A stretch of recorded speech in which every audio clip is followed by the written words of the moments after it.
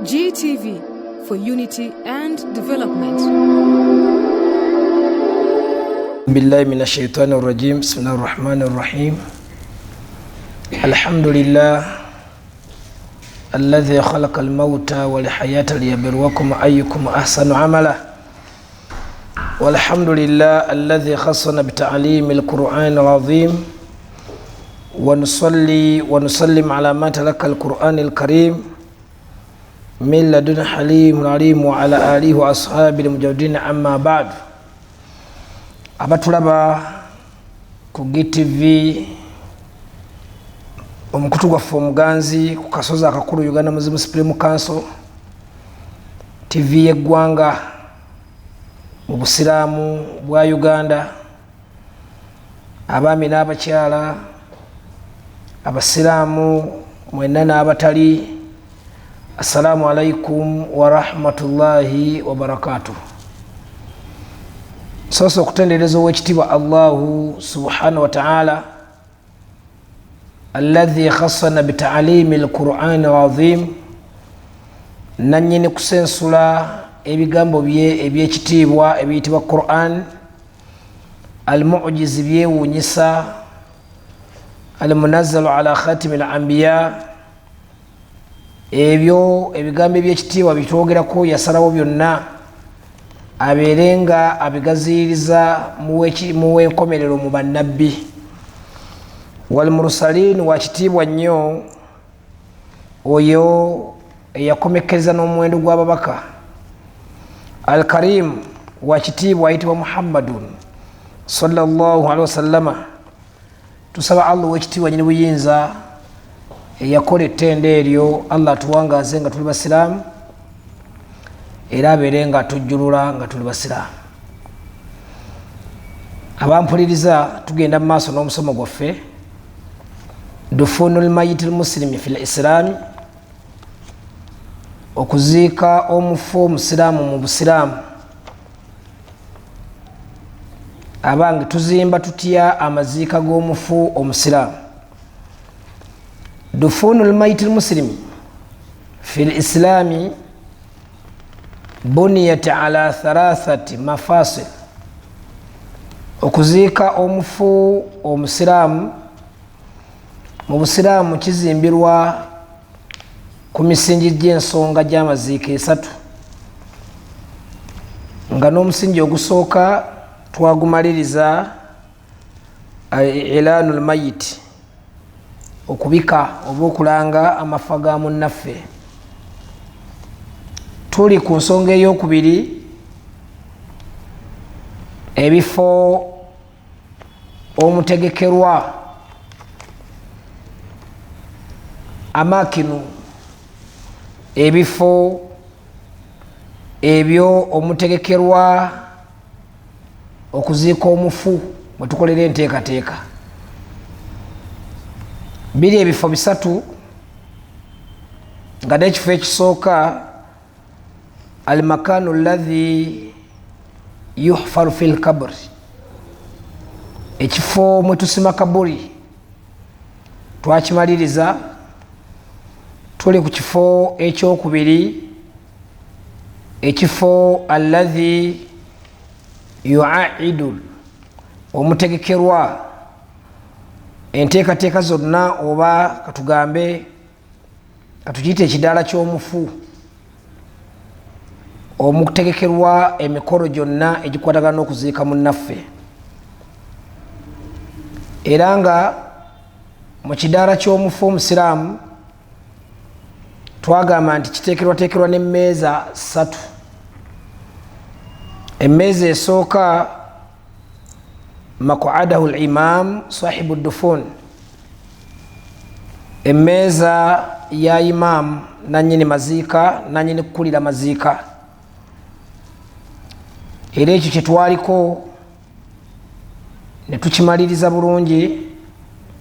Mulundi oguwedde tugamba nti amaziika gonna ag'omufu omusiraamu mu busiraamu gakwasibwa imaamu w'ekitundu ku lwa gavumenti y'obusiraamu mu nsi eyo. Omugenzi mwalina obutuuze, si nsonga omuddu ne wabanga afiiridde ku mawanga obusiraamu bw'ekitundu awo wafiiridde bwe bukola enteekateeka okulaba nga either busobola omumusigaza ne bukola ku nteekateeka z'amaziika ge oba okubeera nga bukola enteekateeka obusiraamu bw'ekitundu ekyo okukwasa mayiti eno eri bannannyini ye mu nsi gy'agenda okubeera nga aziikibwa nga n'abakulembera okubeera nga bakwasibwa omuntu waabwe tugamba nti babeera byaŋŋanda ab'eŋŋanda bwe bamulisiivinga buvunaanyizibwa bwabwe okubeera nga bamuteeka mu mikono gy'ettabi lya gavumenti y'obusiraamu mu ggwanga eryo nga n'ettabi ebeera masigidi y'ekitundu ekyo omufumu agenda okubeera nga aziikibwa ab'eŋŋanda mukolagane n'ettabi lya gavumenti y'obusiraamu mu kitundu ekyo ye masigidi ebatwala imaamu waayo akwasibwe obuvunaanyizibwa obuteekateeka mayiti y'omusiraamu. Twagamba nti mayiti y'omusiraamu kinyuma nnyo era nga gyekiri sunna okubeera nga imaamu yakulemberamu amaziika gaayo okusinga ku b'eŋŋanda. Olwabino wammanga bitwayogerako, number 1 twatunuulira esswala y'omufu. Ebisinga obungi tubitunuulira mu mitendera gye tugenda okulaba mu maaso awo. Tujja kulaba emitendera 10 omufu mwayita okumuziika. Amaliya tuddufun almayit almuslim, ng'emitendera egyo giri emitendera 10 gyonna okuva ku gusooka okutuuka ku mutendera ogusembayo ddala naawe okkiriza nti imaamu yagwanidde okukulemberamu emitendera egyo omuntu waffe aziikibwe mu nziikibwa ensiraamu. Buli emitendera gino lwe gikulemberwa atali mumanyi wa busiraamu, bingi ebiwaba, bingi ebiseerera. Olaba tutuuka n'okugamba nti si nsonga abafamire mukwatagana ne imaamu oba temukwatagana naye, buvunaanyizibwa bwa famire okukwata amaziika g'omufu waabwe bagakwase management y'obusiraamu mu kitundu ekyo. Olwa hadithi ya Ibn Hazim gye twalaba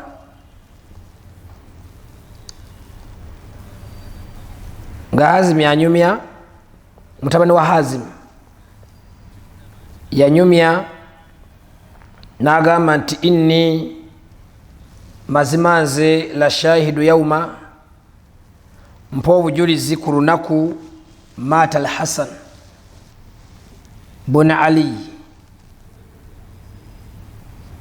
olunaku Hasani mutabani wa Ali muzukuru wa Nabbi Muhammadin sallallahu alaihi wasallam lwe yafa. Mutabani wa Hazim yanyumya n'agamba nti faraaitu al-Husayn,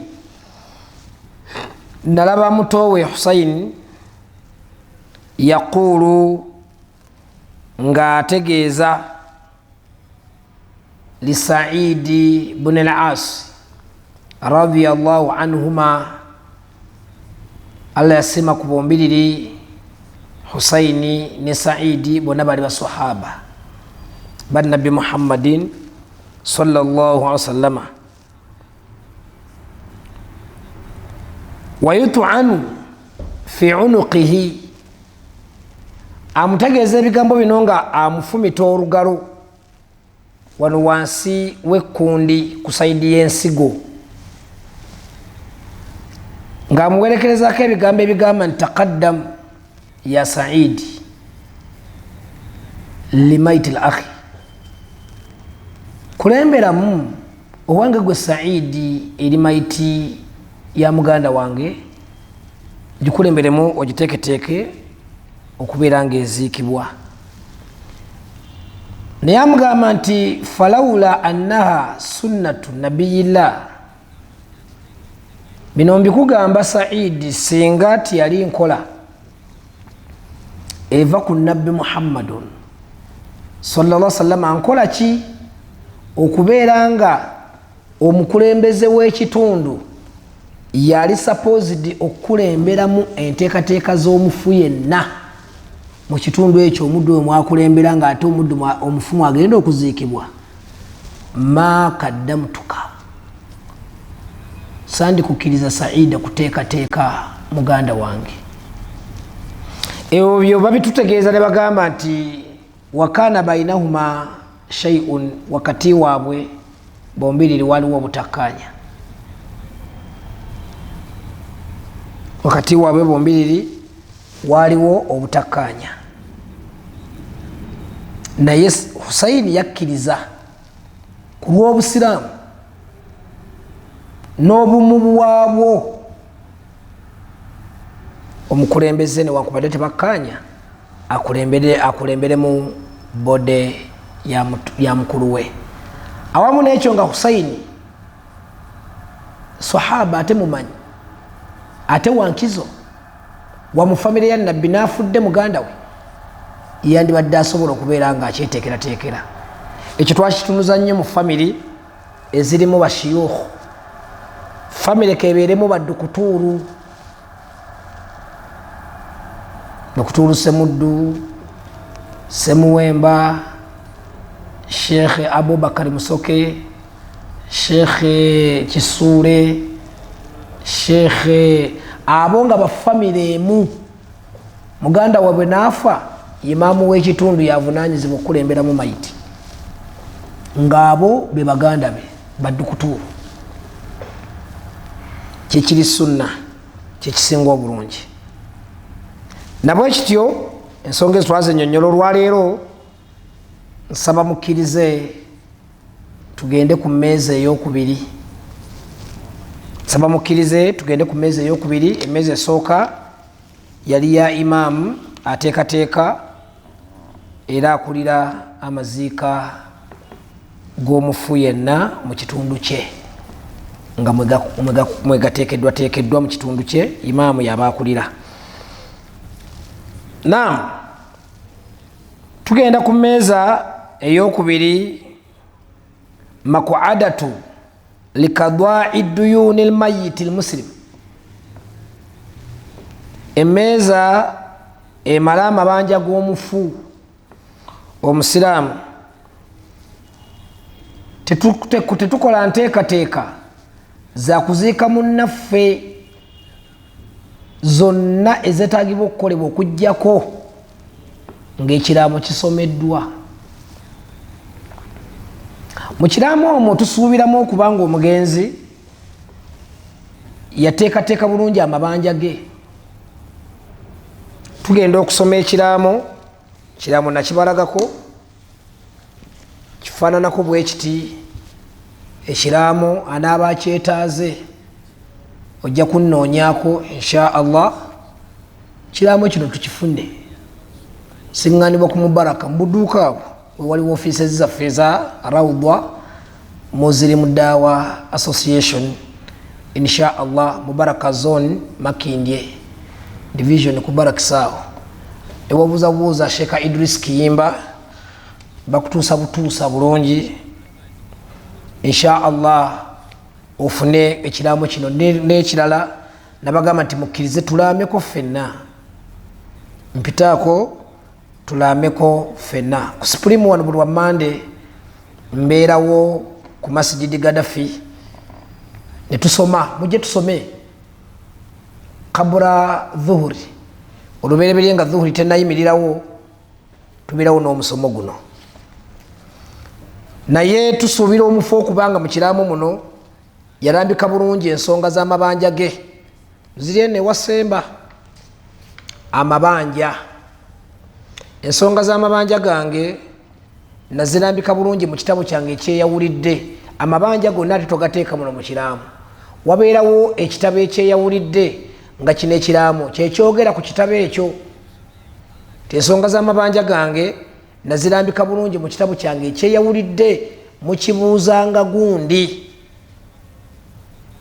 n'otulifaalinga ku muntu gweweesiga mu nsonga z'ebyamabanja go. Basiraamu, ensonga y'amabanja nkulu nnyo mu kuziika munnaffe. Kyova olaba nti tugiteereddeyo emmeeza nnamba mu kidaala wali. Nkimanyi bino byenjogera abamu temubirabangako mu maziika gonna, okujjako nze we nalimbedde nga nze nteekateeka amaziika nga bagankwasizza ng'omuwalimu. Nakikolako ku lw'eggayaaza wano bayitawo batya, wampeewo oba mbi misiriidinze ku lw'eggayaaza awo we najjukirawo n'abagambawo woova otuuke kasangati. Nategeka amaziika, emmeeza ezo nenziteekayo. Emmeeza eyange nagamba Haji eyankwasa amaziika ga muwala we, nemugamba nti njagala emmeeza 3 zifulume ebweru. Nambuza seeka emmeeza zonna zaki? Nemugamba nti emmeeza esooka yange kwenina okusinziira okukola kituyita Muslim Funeral Organization, nga nze nkulembedde organization yeeyo enteekateeka. Ne bagifulumya emmeeza ne bagiteekawo. Ne mugamba nteerayo emmeeza ey'okubiri, nteerayo emmeeza ey'okubiri. Nanga teseeka emmeeza ey'okubiri, ne mugamba nti eyo egenda kumala mabanja ga mufu, era onkwase omuntu yenna agenda okuvunaanyizibwa ku nsonga z'amabanja g'omufu. Tetugenda kuziika mwannyinaffe ng'abanjibwa. Seeka ebintu nga biwanvuye, tugenda kubitegeera tutya ebyo. Ne mugamba nti tugezeeko bye tusobodde, tiyalaama talina kiraamu. Nangamba kambuulirizeeko ti baawe waali, baawe yaliwo, ebintu ebimu ebifa ku mukyala we yali afudde yafa azaala ng'abimanyi, era basolovingako ebyasoboka. Kyova olaba ekigambo kulaama kikulu nnyo, kubanga kabeere munno tajja kumanya byonna, naye ebisinga gwabeera abitegeera ng'owabiteeka mu kiraamo. Tusoma busomi kiraamo, ensonga ne zitambula mu maaso. Basiraamu mulaame, basiraamu mulaame, basiraamu mulaame. Teriyo kintu kifaafaaganya nakutaataaganya maziika ga mufu musiraamu nga butalaama. Adamul wasiya, okugaana okulaama mutaammidan, ng'ogenderedde, irimu ogifunye kati saawa eno omaze okubeera nga otegeezebwa nti okulaama kimu ku bintu ebitereeza okufa kw'omusiraamu, n'osigala ng'okalambidde n'ogaana okulaama,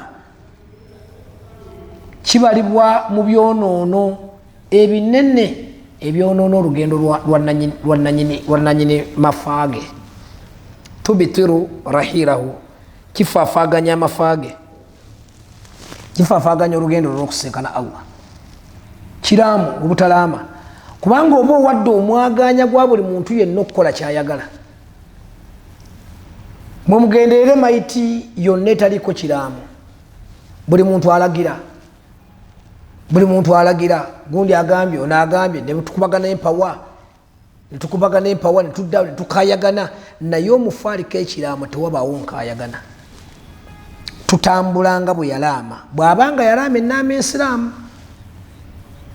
Allah yatutegeeza kutiba alaikum idha hadara ahadakum almaut in taraka khayra alwasiya lilwalidain walaqrabin bilma'ruf. Akemadde njagala haqqan ala almuttaqin, kulalikiddwa ku mmwe yenna amaze okukakasa nti kufa yasembera mu bulamu atambula naye. Tutambula ne kufa waffe sawa yonna ofa.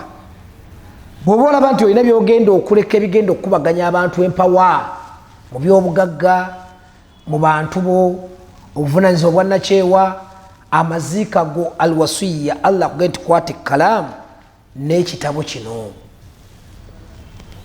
kwata ekkalaamu n'ekitabo kino utandike okulambika.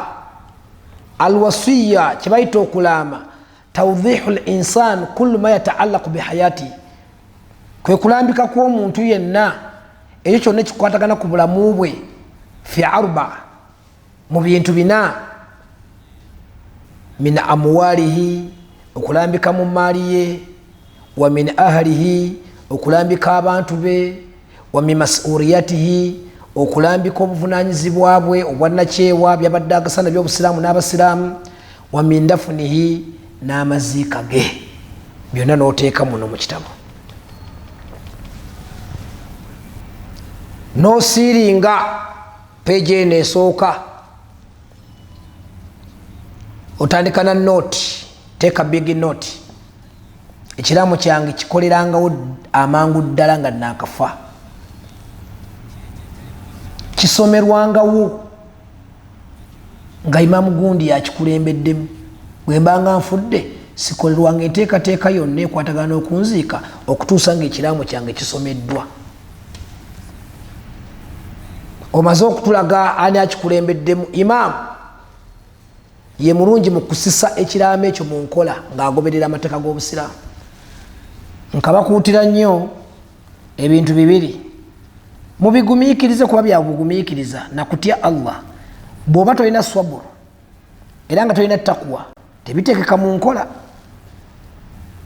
tebiteekeka mu nkola ebintu ebi okusinziira ku kyenjogerako. Naye ebintu bibiri tubisse mu nkola, ebintu bibiri tubisse mu nkola, mu bulumi, mu bugumiikiriza ne mu kutya Allah. Biruwa? Number 1, amafaago gakwase omuwalimu, gakwase, sijja gamba muwalimu, amafaago gakwase management y'obusiraamu mu kitundu muwangalira.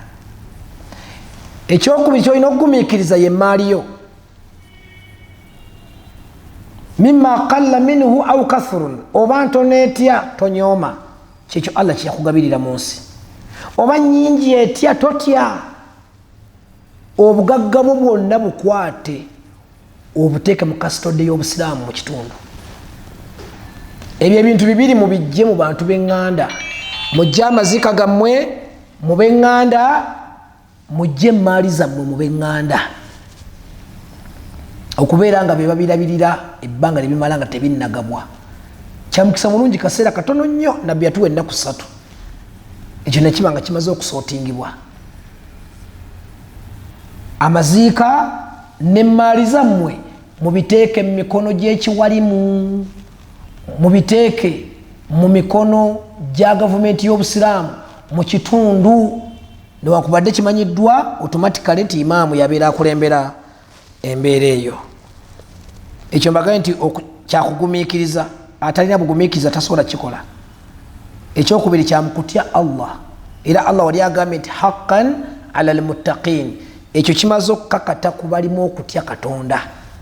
Bw'oba tolina okutya Katonda ojja kusigala nga okola nga bw'oyagala, olaba nga kikuziwalira. Bwe twogera ebyo nga mutandika okubbisa abawalimu, seeka n'abawalimu nabo si bangu. Nze ninayo omuwalimu gwe mmanyi yali azaamaanya, muleka abiri azaamaanyi mu kiwalimu kye Allah agenda kumubuuza, naye gwe mulimo gw'omuwalimu. Kubanga mulina mentality egamba kale mu kifo ky'abawalimu okwonoona emaali yange atisiti abantu bange bagyonoona, togenda kufuna mirembe mu kabuli. Oba mwana we yagikutta obubi, oba mukadde omaama oba taata nga yakutta obubi emaali yo, oba mukyala wo oba omwami wo, kubanga abo bemmenya abana be bali kuloza ennyo n'omusaayi gwo, mukyala wo, omwana wo, mukadde wo, maama oba taata. Abo bonna bwe bagikwatira obubi miggo mu kabuli, tolina mirembe. Gwe kola ekikuvunaanwa Allah wo, Allah akuvunaana ki kyakubanja? Kuwandiika. Bw'omala okuwandiika, kwata ekiwandiiko okitwale mu gavumenti y'obusiraamu, oba katuyite ettabi lya gavumenti y'obusiraamu mu ggwanga, ye masijidi ekulinaanye, ye masijidi ekutwala. Oyanjula ekiwandiiko ekyo mu management ya masijidi eyo, buli masjidi yali baddeko ne seefu y'ebyama by'abasiraamu. Ekyamuvunanyizibwa bw'abakulembeze b'obusiraamu okubeera nga mu records ze balina ku nsonga z'obusiraamu mulimu ensonga z'abasiraamu ezikwatagana n'amafaa gaabwe. Mu seefusi zonna ezibeera management z'obusiraamu mulina okubaamu seefu y'ebyama by'abasiraamu. Seefu etereka ebiraamu, seefu etereka ebyapa by'abaddu, seefu etereka bino. Naye tulina okutya seeka ati obusiraamu bujja kubba emmaali yange, leka gwe genda otereke bagibbe gw'otuukiriza Allah kye yakugamba. Abanaagikwata obubi Allah bagenda okudiiringa nabo, tebagenda kuyita bbaliro. Lwaki oyagala okubasalira omusango? Lwaki gwe oyagala okisolovinga okusinga oli? Oli yagamba nti amaziika gwe maaliyo biteeke mu kasitode ya gavumenti y'obusiraamu. Ekyo kimaze okukakata ku muntu alimu okutya Allah. N'olw'ensonga eyo beera nga ekiraamo kino okiteekawo nga kikulirwa imaamu wo. Olwaleero abo walimu bangi nnyo, toyinza kubulwamu imaamu wo ow'amazima. Oba bayimaamu babbi, bayimaamu bayaaye, era mu abo abayaaye mwe muli ow'amazima, kubanga era ow'amazima tagenda kuva mbatali bawalimu. Omutasoma Qur'an kuyaayuuka, omutasoma Qur'an kubeera mubbi, newankubadde nti mwebali abeerimbika mu buwalimu, mwe ne mubayita abawalimu aye ne bakola ebikolobero, amazima tebabeera bawalimu. Abul Fadhl yakyogera ekigambo ekyo rahimahullah, n'agamba nti omumanyi yenna gw'osiŋŋana ne bw'oba omukakasa nga yasoma naye nga takola ng'obusiraamu bwe bugamba, oyo tabalibwako kubeera nti addamu okuyitibwa omumanyi. Tabeera mumanyi, kubanga ayitibwa omumanyi yo yassa mu nkola ebyo bye yamanya. N'olw'ensonga eyo okumanya si bwe buyivu omuntu bw'alina nti oyo wa diguli wa PhD mu shariya, eyo si y'ensonga, wabula ayitibwa omumanyi yo yaddidde ekyo kye yafuna mu biwandiiko n'abanga akyolesa mu bikolwa. Abo walimu ab'ebikolwa gye bali abasobola okukuuma likodizi zino. Wansi ng'omaze okubeera nga okwasa ekiraamo kino eri obuwalimu be bakulidde okukisomera abakungubazi, omaze okuwera nti sikolebwangako omukolo gwonna gukwatagana n'okunzika okutuusa nga ekiraamo kyange kisomeddwa. Wansi okumekeze ng'ogamba nti yenna akyusa nga mu nnaama yange ku lw'okwagala kwe, nsaba Allah asse ku ye n'abaana be ne bazzukulu be ekikolimo kibatambulirako era qiyam saa. Bw'oguwa gumaze iseeka ng'okambuwadde nnyaawo, seeka eddwa nedda. Lwaki ogaana? Gw'oyagala okikyusa? Lwaki ogaana? Eddwa kebeere enkakali, yenna abantu bazanyira mu mazika g'abannaabwe, abantu bazanyira mu ngendo zaffe ez'okusinkana Allah subhanahu wa ta'ala, nga tafuddeeyo kikyogenda okusinkana mu kabuli awo, ate nga wa luganda lwo. Abalyazaamaanyiza emmaali z'abannaabwe bonna basinga baŋŋanda. Tuziika abafu bangi naye emikolo okubeerawo nga tujulira nti emmaali ya gundi egabwa. Ali awandaba wakabeera ku mikolo emeka nga bagabanya emmaali y'obusika nga ya musiraamu, era wakaziika abafu bameka nga ddala balese emmaali zaabwe nga zeetagisibwa okuba nga zigabwa. Okuziika kungi ko tuziika batuyita batukunga, ne batukunga bannaye mujje munnammwe afudde, mukwano gwammwe ani munywanyi wammwe ab'eŋŋanda omukunga, naye bwe kituuka mugabanya emmaali mweggalira ne mu nnyumba. Nina we nnali nga batadde owooluganda omu mu luggya, yenna akyama mubuuza ekimuleese, tebaagala bamanye biri mu nnyumba. Emmaali mugigabira mu nkukutu. Ne mbabuuza nti balagidde seeka awo twali tusaba baggalewo. Tuli munda tulinga abakukuta, tulinga ababbi. Ne mbaga nti muguleewo seeka nti twagala bewabeeru bamanye kigenda mu maaso. Ne mbaga nti naganye buganyi kubagamba nti mutegeke omukolo gufulume ebweru nebikyali badde kyetaagisa okusimba tenti nga bwe mwatuyita okuziika haaji, bwe mwali badde mutuyita okugabanya emmaali ye. Tiwali bwetaavu, lwaki oli mumuteeka mu luggya akwatire abakyama ewaka abaziyirize wali mu luggya? Obadde oyagala ki? Tuli bize, tujja kukulaba enkya kubanga mulina bye mukukuta nabyo munda eno. Kati ekyo kye mbagamba, bwe mba mwagala emitawaana egyo gyonna giggweewo basiraamu tujje akajanja n'amalala mu lugendo lw'okufa. Abagagga kano kammwe nnyo, abagagga mutadde amalala mu kufa kwammwe, mulina olugezigezi olw'okuba nti wano ku duniya ensi erina bwekutwala, kubanga oli mugagga bakuwa ekitiibwa, aja ayogedde taddibwamu, olina kyoli, olowooza mbu ne bwonoofa ne mukabuli ogenda kuba w'amaanyi, weerimbye.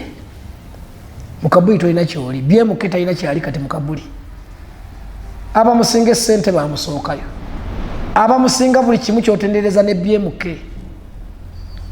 Mukadde waffe Ibulayimu Allah amusaasire, ekyomukisa omulungi, yali ayagala nnyo obusiraamu, yayagala abawalimu, ensonga ze yazikwasa nnyo abawalimu. Kekenkizo ku bagagga bonna betwogerako, Ibulayimu yali wankizo.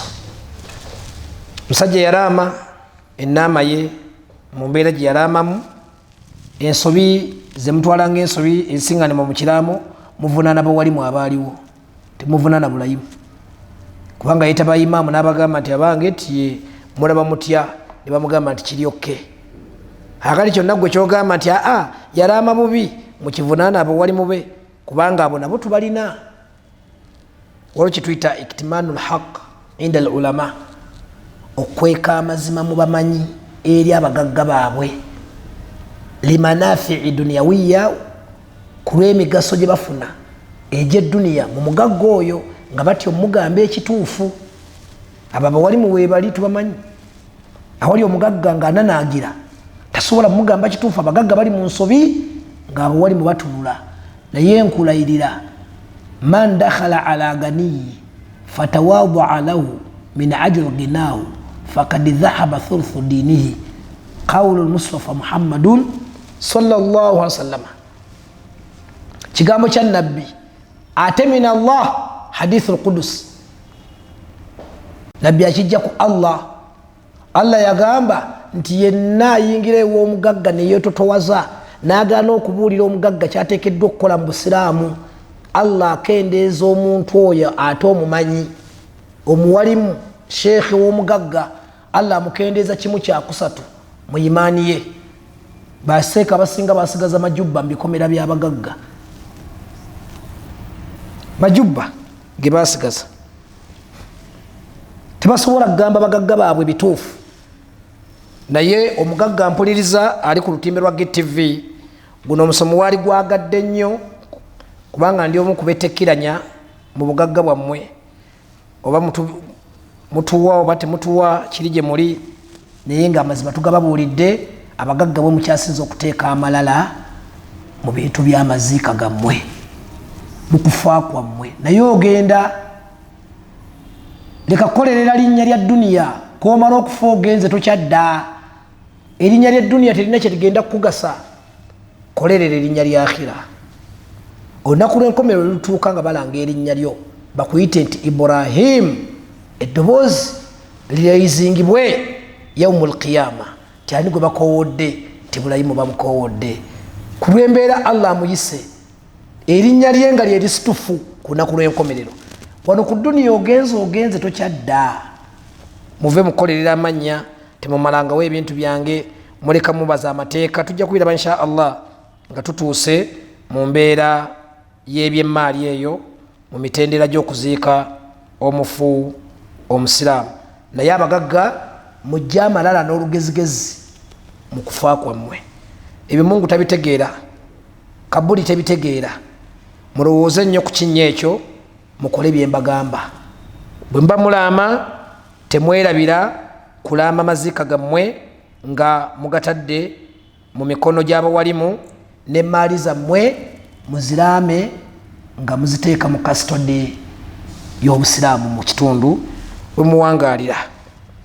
Naam, nga tugenda mu maaso n'emmeeza yaffe, tugambye nti almaquadatu likadwai duyuni almayiti, emmeeza emala amabanja g'omufu omusiraamu. Tekiri advisable mu busiraamu kutandika kukola nteekateeka z'okuziika munnaffe nga tetunatunula mu nsonga z'amabanja ge. Era ow'ekitiibwa omubaka Muhammadun sallallahu alaihi wasallama yaziiza okusalira omusiraamu yenna ng'abanjibwa. Tukwate empola ne bwe tunaba tulina we tukomye tujja kwongerezaako. Tuli ku mmeeza ey'okubiri, imaamu tumaze omuterayo emmeeza eyiye, tuli ku mmeeza ey'okubiri ey'okumala amabanja g'omufu. Ne olwaleero tubaziise Nabbi Muhammadun sallallahu alaihi wasallama teyasaalira mayiti bbiri ezimanyiddwa mu Busiraamu. Mayiti esooka ey'omwonoonefu, Nabbi teyasaalirako mayiti ya mwonoonefu. Kasita yabuulirizanga ne bamuwa siteetasi y'obulamu bw'omufu wabadde awangaala nga tabadde ku ddiini, nga mayiti agiziririra abafamire nga bagamba nti sallu ala sahibukum, abange ti musalire omuntu wammwe mujje, okuba tayinza kusigala kungulu, alina okuziikibwa, naye kabeeranga kamogo mayiti yonna mu kitundu ekyo nga tekulembeddwa Nabbi sallallahu alaihi wasallam. Ye yali omukulembeze w'ebiseera ebyo nga yalina okukulemberamu enteekateeka z'okuziika omufu oyo. Kyova olaba olwaleero abamanyi be basikaabe naddala mu bakulembeze b'Obusiraamu kyetwabagaye nti mubakwasa amaziika balina ogakulembera okukikola nga Nabbi bwe yakikolanga. Naam, mayiti ey'okubiri ye mayiti ebanjibwa. Nabbi Muhammadun sallallahu alaihi wasallama teyakulemberako kusaalira mayiti erina ebbanja.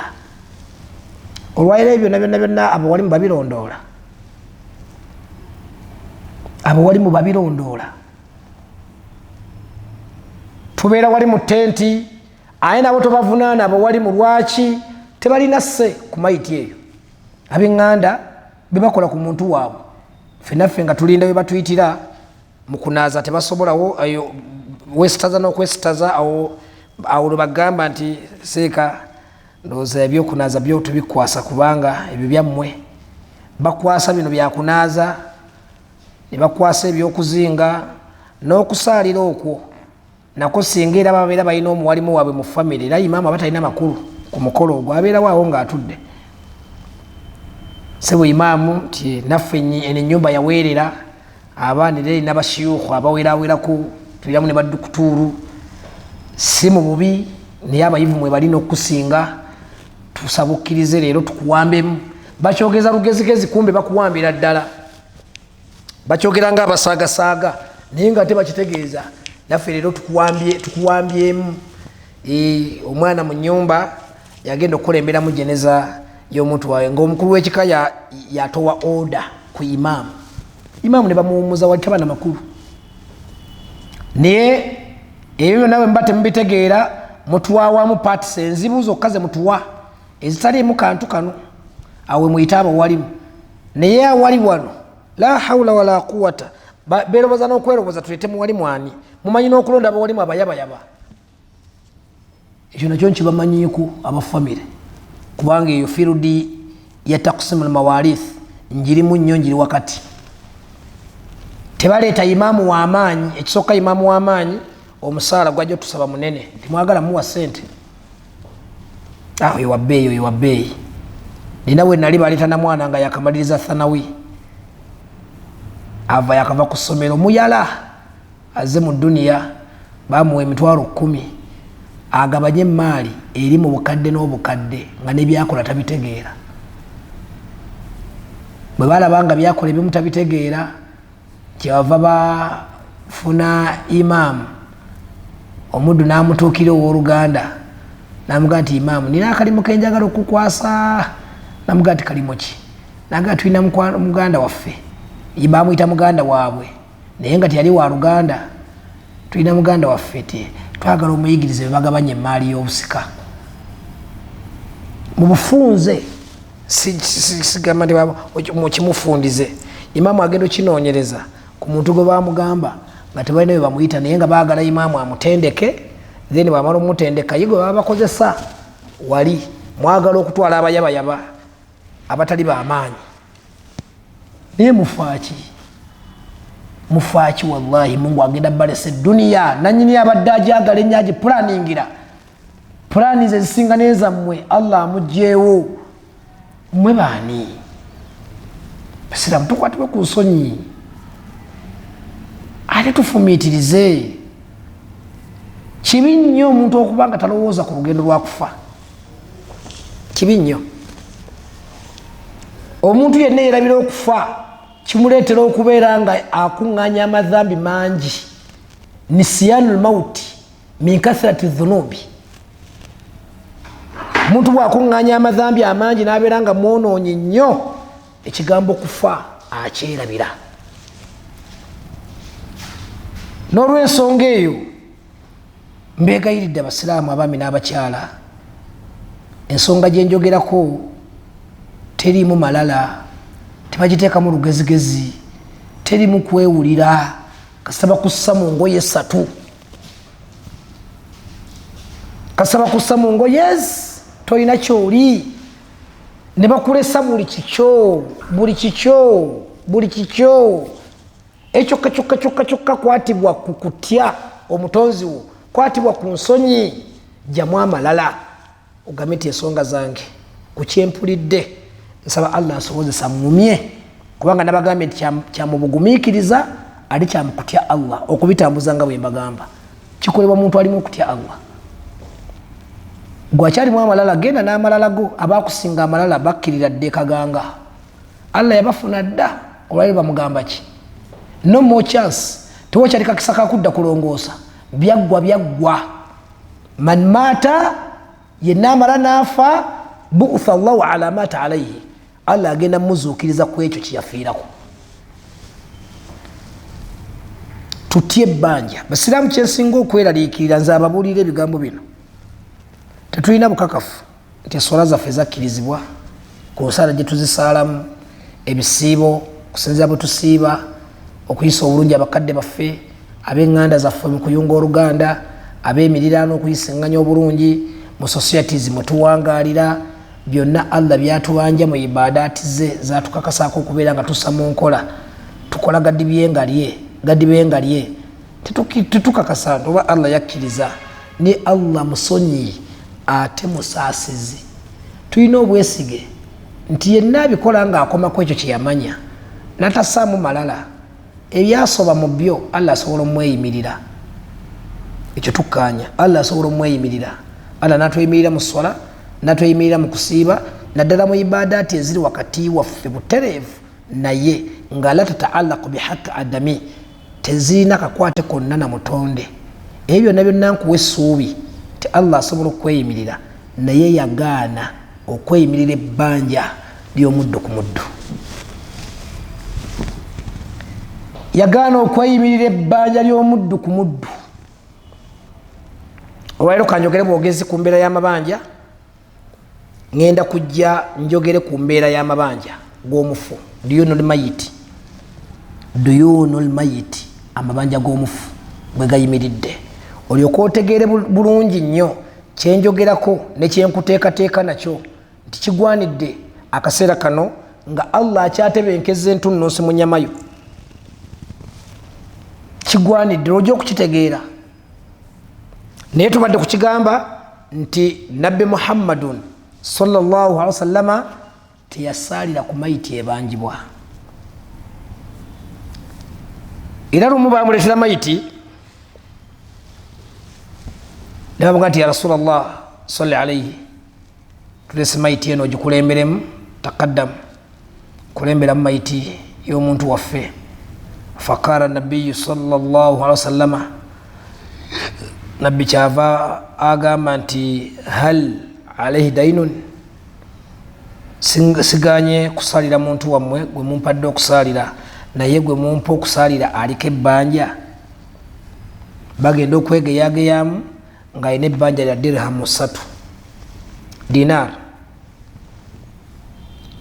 3 kasita nabbi olwamugwa mu matu nti aliko ebbanja imagine dinari 3 faqala nagamba nti sallu ala sahibukum abange musalire omuntu wammwe maiti najizira bagambe nabbi Muhammadun sallallahu alaihi wasallama teyasalirako maiti 2 maiti enyononefu nga tagikulemberamu naye nga taziiza awa abalala bakulembere naye nga siiye naye ako kabeeranga kamogo akanene ku maiti okuba nga tekulembeddwa mukulembeze n'olwayiro kisobola okuba nga kamogo nga imaamu aganye okuyimirira mu jeneza eyo newankubadde mu mwekangabiriza naye kamogo kanene mu lugendo lwe eri allah we gwagenda okusinkana okuba nga imaamu takulembedde jeneza eyo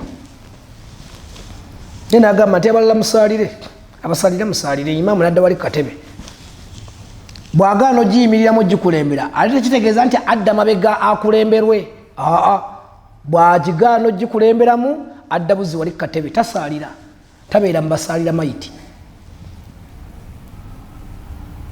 naye nga kiki ekiganyisiza maiti okusaalirwa dainu banja njagala otegeera amakulu gemmeeza gyenkugambye okuteekayo wali mu kidaala likadwai duyuni lmayiti lmuslim ku lw'okumala amabanja g'omufu agamubanjibwa ate naye era gabanja kubanga era tukitunuza nnyo mu baani ababanja omufu n'omufu alina babanja mu bantu bano abakuŋŋaanye wano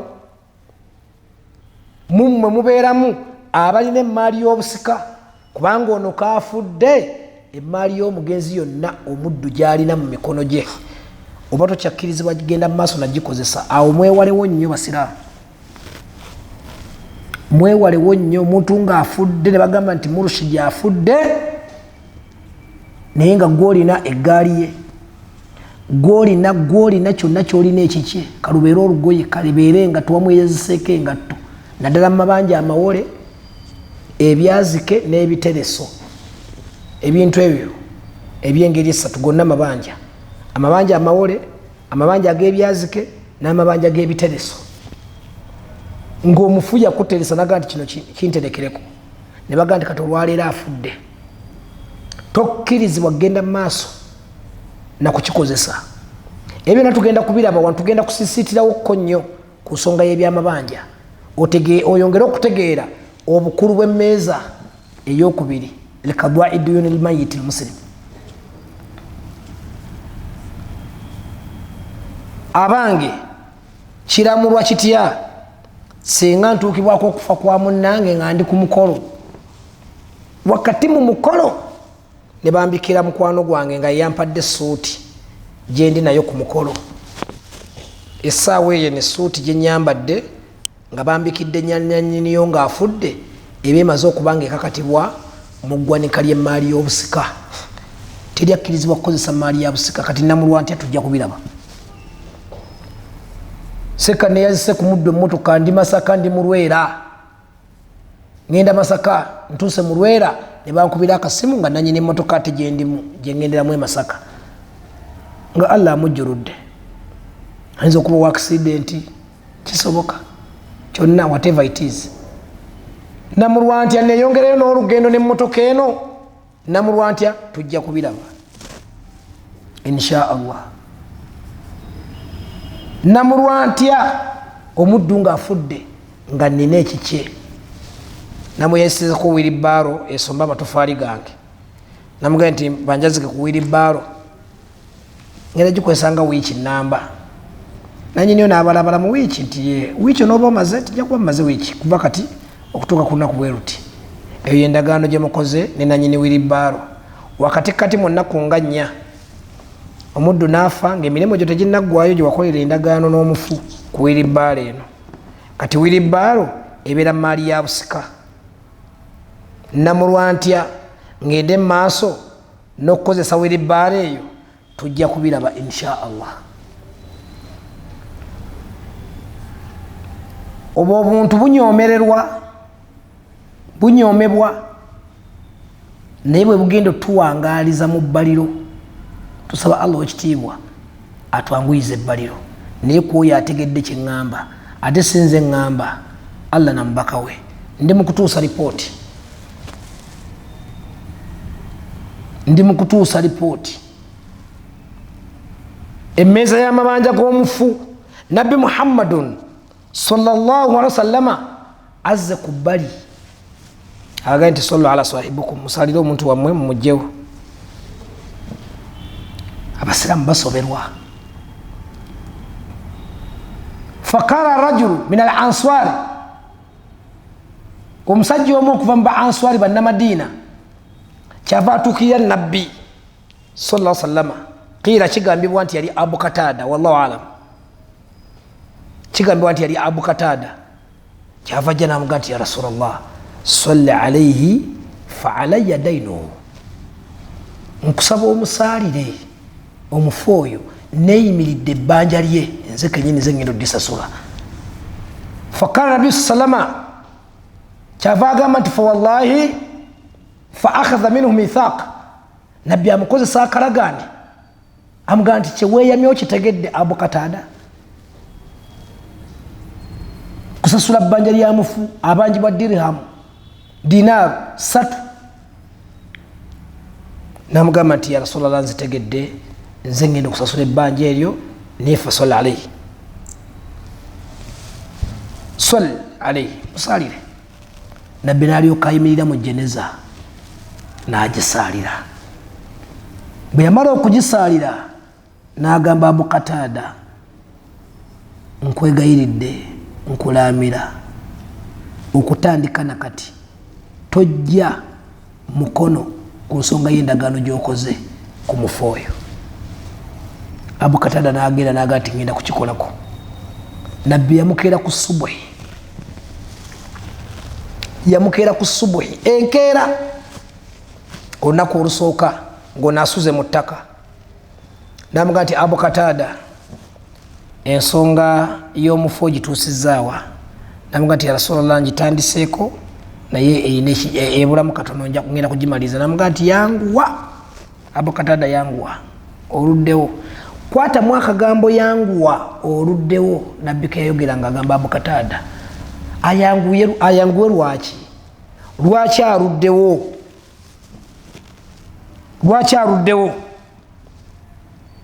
Enkeera mu lunaku olwokubiri ng'omufu asuze mu ttaka ennaku 2 ku subuhi, nabbi akeera Abu Katada n'amugamba nti Abu Katada, ensonga y'omufu njagala kuwulira kiki ekiriwo. Abu Katada n'amugamba nti ya Rasulallah nawe ntuuse naye wakyabulamu. N'amugamba nti Abu Katada oluddewo, oluddewo. Nga nabbi amugambira mu bulumi,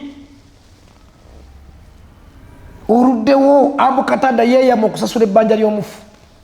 Tiyali badde nabbi amusaalira, naye kati nabbi atandise okukola follow-up ku bbanja ly'omufu olwo liggwe, kubanga yamusaalidde ku lw'okweyama kwa Abu Katada. Njagala otegeera ensonga gye njogerako ey'ebbanja.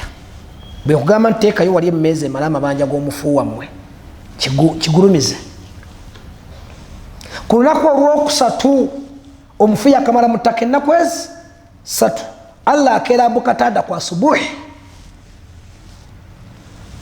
N'amugamba nti Abu Katada, njagala kuwuliza bbanja ly'omugenzi liyimiridde litya? Abu Katada n'alyoka amugamba ku lunaku olwokusatu, n'amugamba nti ya Rasulallah, ti bugenzi okukeera nga buli kimu kiri fayini. Ebbanja n'alimaliriza. Nabbi yasanyuka, nabbi yasanyuka n'agamba nti alhamdulillahi rabbil alamin. Abu Katada nkulayirira, munnaffe bukya tumuziikanga abadde tatereranga mu kabuli. Bujja tuziika munnaffe abadde tatereranga mu kabuli, naye bw'obanga olwaleero essaawa eno ŋŋamba nti ebbanja liwedde eti olwaleero lwateredde mu kabuli. Allahu akbar. Abafu baffe bameka basiraamu abateredde mu kabuli? Buli omu atandika okulowooza ku mufu we. Abawangadde mu ttaka, owange yakamala mu ttaka emyaka 35 okuva mu 88 yafaanana emyaka 6. Olwaleero ntunulira olabe bwenfaanana. Ku myaka 6 kitange we yafiira Ibrahim Kiyimba, Allah amusaasira amuddiremu amubikire omumogo bwe. Okusembezebwako kwe yasembezebwa eri Allah we, Allah akumufuulirenga kwa kitiibwa, amugazirize kabuli agyakayakanye agiyoyote, agimufuulirenga kifumbifo by'omujjana. Nsaba Allah wekitiibwa amunaaze okumujja mu bibonerezo bye, ebibonerezo by'omuliro, amutukuze okumujja mu kakica yenna mu byonoono bye byeyava nabyo ku nsi kuno. Allah amusonyiwe amuddiremu. Nsaba Allah wekitiibwa kabuli agimufuulire nga nnungi n'okusinga amaka mwe yawangadde mu duniya. wa adkhalahu aljannata alfirdausi nuzula bighairi sabin wala adhabin wa aidhuhu min adhabi alqabri wa min adhabi nnari. Oyo kitange Ibrahim Kiyimba bamuziika kyotera mailo 3 okuyingira munda mugombolola ye Kasaali mu 88 nga nina emyaka 6. Olwaliro emyaka 35 emijjuvu,